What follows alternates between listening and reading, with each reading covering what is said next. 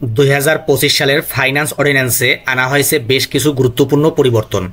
আজকের এই ভিডিওতে আলোচনা করব সেই পরিবর্তনগুলোর মধ্যে একটি অত্যন্ত গুরুত্বপূর্ণ বিষয় নিয়ে, আর তা হলো কর দিবস বা ট্যাক্স ডে সংক্রান্ত পরিবর্তন।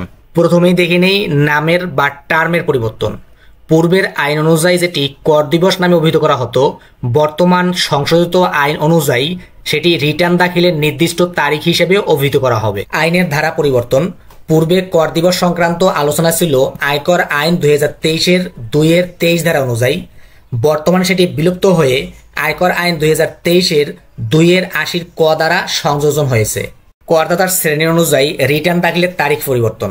পূর্বে স্বাভাবিক ব্যক্তি হিন্দু অবিভক্ত পরিবারের কর দাখিলের নির্দিষ্ট তারিখ ছিল 30 নভেম্বর, যেটি বর্তমানেও অপরিবর্তিত রয়েছে।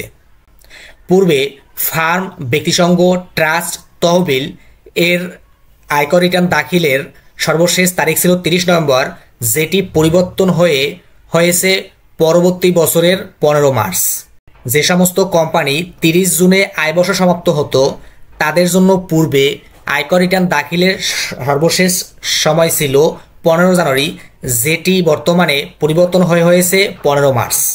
যে সমস্ত কোম্পানি 31শে ডিসেম্বর সমাপ্ত বছর ছিল, তাদের জন্য আগে যেটি ছিল 15 সেপ্টেম্বর রিটার্ন দাখিলের তারিখ, সেটিও বর্তমানে অপরিবর্তিত রয়েছে।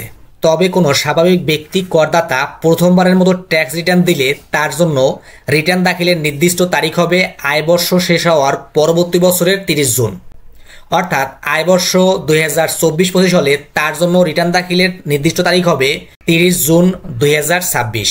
তাছাড়া পরিবর্তিত বিধানে স্বাভাবিক ব্যক্তি করদাতার আবেদনের প্রেক্ষিতে কর কমিশনার অনুমোদন ক্রমে 90 দিন সময় বৃদ্ধির বিধান করা হয়েছে, যা বিলুপ্ত বিধানে ছিল না।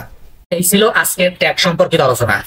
আবার দেখা হবে নতুন কোনো ভিডিওতে ট্যাক্স নিয়ে সহজ বাংলায়। আপনার যদি কোনো প্রশ্ন বা পরামর্শ থাকে নিচে কমেন্ট করে জানাতে পারেন। ভিডিওটি উপকারে আসলে বন্ধুদের সাথে শেয়ার করুন।